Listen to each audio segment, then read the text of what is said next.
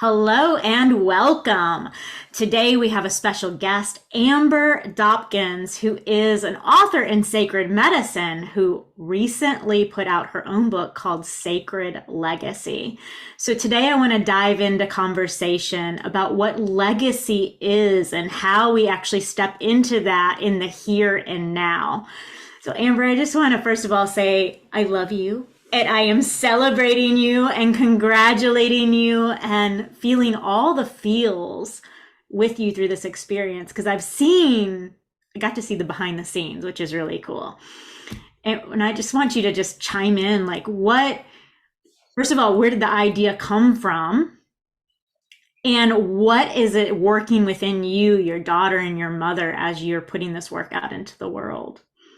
Oh, well, let me just start by saying I love you too. We have such an awesome connection that really we had right from the start. As soon as we met each other, it was like we just knew we were soul sisters. So happy to be here. The book Sacred Legacy came into being, I guess you could say, right after Sacred Medicine came out. So really going through the process with you in the book Sacred Medicine opened up something within me that I don't know, just made me want more. And I knew that I could share more. So really the idea came through because I was becoming a grandmother. So seeing my lineage extend out even further was such an initiation for me. And I know you walked through that with me also. So you got to hear all the feels that I had becoming a grandma because it was a little unexpected. So One for of my me, I'm still young. one of my favorite conversations. I remember you had this aha moment, like, oh my gosh, I'm supposed to pass recipes forward. I'm not ready. And just moving through that with you it was a very sacred experience for me from the outside looking in of all the emotions that you moved through and then the rituals that you created for her, for your daughter, for her, for this whole legacy that you're doing within your family unit. It was so magical. It was magical. Like you said, there were so many emotions coming through me. So there were some challenges and actually some old wounds that I had to work through. And that's when I realized that this is bigger than just becoming a grandma. This is my legacy. This is the generational process that I want to pass on. I want to pass on healing. I don't want to pass on more trauma. So for my little grandbaby, I want to give her all the healing that I can by healing myself first and passing that on. Oh, that's so potent. It's so potent. And that's so much of this work. And you and I've had really deep conversations because we intertwine a little bit about our theories and philosophies on how we work with people. But that ancestral medicine is what holds most people back, and we've seen that. And right now I'm working with that within wealth codes and sacred wealth and bringing that's a piece of my legacy that I want people to heal those wounds. And it starts at home. Right? It starts within our family unit. And it's just such a beautiful thing to unwind and unravel and decide what we want to keep as traditions, what we want to let go of as beliefs, and be playful with it. And I think that's something that you really, really gifted at, is that you, even though you were moving through the emotions, you found these pockets of playfulness and creativity. And I'd love you to speak into that because I think people miss the boat on that part. That they get into the healing and they get so heavy into the healing that I think they forget to have fun and appreciate and have gratitude for what's already shifted. Yes, I totally agree, because the first part of making a change or transformation within your family is awareness, noticing that you want to make a change, which can be heavy. I mean, there was a lot of regret that I had when I had that awareness. However, working through that, like you said, the playfulness of it, I started looking at the world as my playground. It's a mystical world. Like everything can speak to you if you let it. So for me, when I see a little dragonfly, I let myself take in that medicine from the universe and say, look at how unique it is. It's such a strange looking thing. It's unique. it's colorful, but there's this childlike wonder within me that's like, but it's so fun. It's It's so so much fun to look fun. at. So So what would you say to somebody that wants to do this work? Now you're in a really unique situation because you did this with your daughter and your mother. Wonder if it's a family and the others don't want to do the work. So how can somebody step into the medicine of sacred legacy on their own? yeah, I mean, I think that we only have control over ourselves. So really, you have to accept that you will probably be doing it on your own. Each of us, my mother, myself, and my daughter, we all did the work on our own. My daughter and I did a little more together, but as we did the work on our own, we passed on the work that we'd done to the next person, and they can carry on that torch, carry on that legacy. So really just feeling into looking at the patterns of your family, looking at not judging it, not saying that these things are bad, but recognizing the things that maybe you'd like to shift or change for the next generation, and knowing that your parents did the best they could. They did what they could with the knowledge that they had at the time. And things are always changing, always changing. So we get to go with the flow of that change and say, okay, how can I make this better? Instead of making it worse, instead of taking the trauma and piling on more trauma, or focusing on it and letting it continue by focusing on it. Now, you and Julia have a magical relationship anyways. I love your daughter, and I feel so blessed that I've gotten to know her and your grandbaby. When you've done things because you were a homeschool mom, did this type of work incorporate into their upbringing too? Or is this more of a newer aha that you and Julia are now working through these traumas together? Or was it always there? Was it like threaded through her upbringing? I definitely think it was threaded through her upbringing. Now, there was different ways that I dealt with it. In the beginning, I thought church was the answer for us. Like, okay, I want to have a really tight-knit family because I come from a divorced home, as well as my husband. His parents were divorced. So we wanted to make sure that our family unit stayed together, and we thought church was the answer. And church did help, but it also became part of our trauma. Yeah.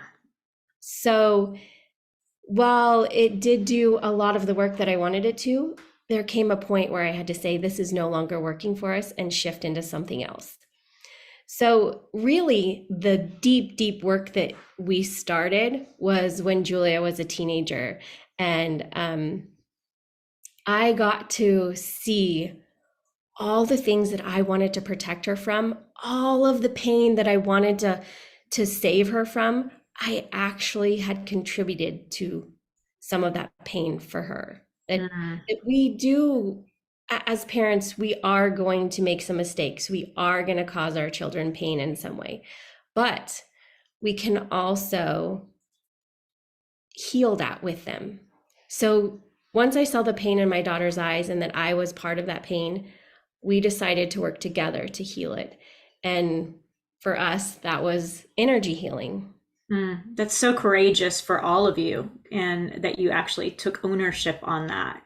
And that's so beautiful in itself. I think that's a rites of passage, and that's legacy work all on its own merit, is that there was a conscious decision that, hey, we made this as a family, and we're going to heal it and fix it as a family. We're going to solve it as a family. It's so beautiful. There's so much, I think, in several people that I've worked with, like, there's that, I'm not taking ownership for that, and I think that makes more challenge, more struggle. The longer people say, I'm not, no, that's on them. Instead of saying, we all have a piece of that puzzle. And we didn't get here because of one or the other. It's always a both and kind of situation that I find. And you're right, like, the kids don't come with instruction manuals. And if they did, we probably wouldn't read them. But there's so much to learn. I have a question for you, because this has come up in my practice quite a bit. that I find when there's something, say teens or whatever age the child is, I feel like it's an invitation for us as the adult to heal within our own wounding. Like it's mirrored through our babies, you know, it shows up. And I've seen that through so many clients. And I just wonder if you want to speak into that at all, or if you've noticed that, or how you've seen that even in your own family. Like when Julia goes through something, have you noticed that something that you also went through maybe at that same time and space or age? Absolutely. I definitely have had to go deeper into my childhood wounds by watching my daughter live out her life. And there's so many times, sorry, my phone goes off at 11:11. I love numbers. So Yes. 11:11. Let's celebrate that. Woo! And for me, it's 1:11. So perfect. Yay. So there's so many times that I had to stop and think about whether I was parenting out of my old wounds or out of allowing my daughter to make her own path. Because so often we parent and we say, well, this happened to me or that happened to me, and I don't want that to happen to you. So then we parent out of fear or from our old wounds, where I have to let her have her own experience. We go through things to learn lessons, to gain wisdom, for experience, and she's got to gain that experience on her own. Sure, I can share my wisdom and she can learn from that, but until she experiences it, it's not hers. Yeah, it's so good. I mean, and then we tell people that as practitioners, right? Like we can't do the work for you. Like we know the path of least resistance. We still can't do it for them. And I think as a parent and now for you as a grandmother, and sometimes that's like you got to, that has to be like traumatizing almost in its own way. And like, you know, she has to do it on herself, but it still hurts you, right? Like you feel the gut punch that you see her potentially doing something that might cause this downfall within. Absolutely. Yes, I still have the pain within watching her go through things, and I'm always there for her. I'm not going to just leave her hanging, but I also know I can't rescue her. I can do all that I can to help her, but she has to make her own decisions. Otherwise, she may resent me because she made decisions to please me instead of doing what she needed to do. And that's where I think a lot of my work started, because even when we were in the church, I decided that I wanted to change up our traditions. I wanted to celebrate different holidays. I wanted to do rituals and things like that that weren't so popular in the church. And when I made that decision, it was for myself. It was so that I could connect more deeply with the meaning of the season or the tradition, more with my spirituality, and honestly, more with my family. Because there are so many things that we do just because it's society's normal. Like there were so many times that we gathered together and opened presents, and we didn't feel connected as a family. We felt like we were just doing something, Going through the motions, right? Yes. So when I got to choose my own way and people allowed me to do that, that was so freeing for my soul. And that's, I think, where I started my healing process. That's so beautiful. So I want to wrap this up with a question for you, for the moms that are listening in, or the parents or caretakers listening in, that are watching their children go through a hardship or a challenge. And what can the parent or the caretaker do to self-care without trying to mother too much or parent too much, and let the child have their own experience and go through it so that they can learn the lessons that are being offered? What can we do as the parent to help with that need to, like, you know, I think partly that mothering energy becomes very masculine because we're trying to fix and solve and do instead of being back in our feminine, which is more of a lean back.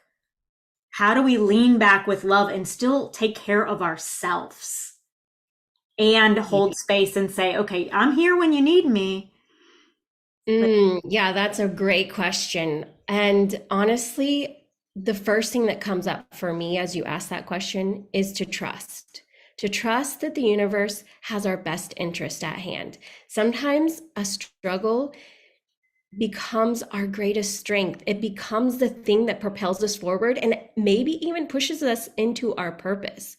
So taking away a struggle for our kids isn't really doing them any justice. Now we can help them through it. We can hold space for them, just as you said. But I think really asking the question is, what can we learn from this? You can ask yourself that and your child as they're going through it. What can we learn from this? And not get caught up in the drama. Yeah. Because so often, even as a parent, I get caught up in my daughter's own drama. And then I want to fix it and talk about it and tell her what to do and what I think is best. And if I just sit back and say, what can we learn from this? It shifts the energy away from the drama and onto, let's trust that this is happening for a reason or to teach us something. And how can we turn this into something that we're learning from? So you turn it into a good instead of a bad, a The positive. sacred medicine. It's the sacred Yes. medicine. So in those times when you feel like you need to fix, though, how do you bring yourself back home? Like, how are you bringing yourself back into that grounded, centered space? Like, I know there's lessons here that she's learning. Like, do you have a practice? Is it breath work? Is it ritual? Is it going on a walk on your beautiful Mystic Meadows pasture? Like, what brings you that clarity where you know you can let go and surrender and that she's going to still be okay? Yeah, for sure. I mean, there's so many different methods and things that we can do. I love being in nature, so going for a walk or being in my backyard absolutely helps me. Excuse me, that really helps me. In the book, we actually talk about 5 steps or 5 essentials that we used to allow our children to choose their own path, to be their most authentic self, and accepting them and supporting them for whatever they choose. And those 5 pieces, the first one is awareness. We need to become aware that we want to make a change, that we want to transform something. Then setting up boundaries. Some of the boundaries are, what do I allow in my life and what do I not allow? And some of them are, what's an integrity for me? Not betraying yourself. So figuring out what your truth is and holding to that is part of the boundaries. Then there's authenticity, really being true to yourself. Just like I said, not betraying yourself and going against the grain when you need to, having the courage to show up fully in who you are and say, you know what, that's not aligned with who I am, and moving forward in that. And then there's perspective, looking at everything from a different angle. We all have judgments and perceptions and upbringings that cause us to look at things usually from one angle. When we can step back and be the observer and look at things from multiple different angles, then we may see that these struggles are positive or doing something for the good. And then the last one is acceptance, accepting what is, trusting that it's there for a reason, and that our kids have the wisdom. They have a source within them of guidance and wisdom. And we have to trust that they can tap into that and follow it. And if we're just constantly being that wisdom and guidance for them, they're not going to tap into it on their own. They're going to keep coming to you. And it's fabulous to have your kids come to you for wisdom. But I think one of the best things we can offer our kids is to tell them, hey, what do you feel about that? What's an integrity for you? What is your heart telling you?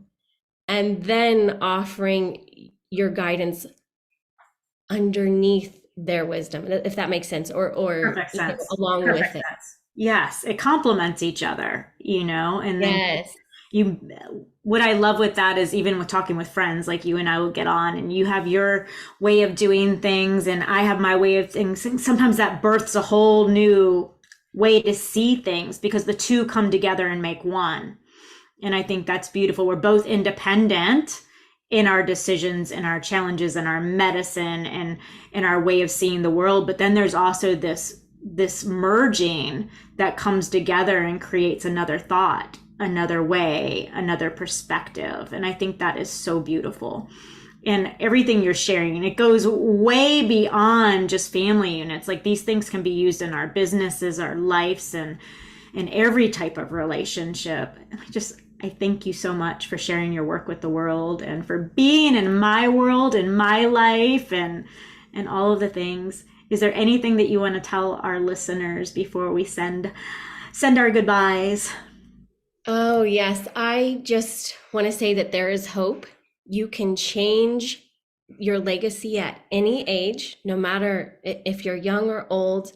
And I believe that relationships are a legacy. People will remember how you made them feel. So show up in your authentic truth and integrity, and that will be passed on for generations. Your stories will be told to your grandchildren and great-grandchildren. Oh, I'm taking that right into my heart. So beautiful. Thank you again for being here. I'll make sure I put the links to Amber's website and her book, and it's now up on Audible and all of the things in the show notes. So please pop over and check her out and let me know if you have any questions. Big love to you all.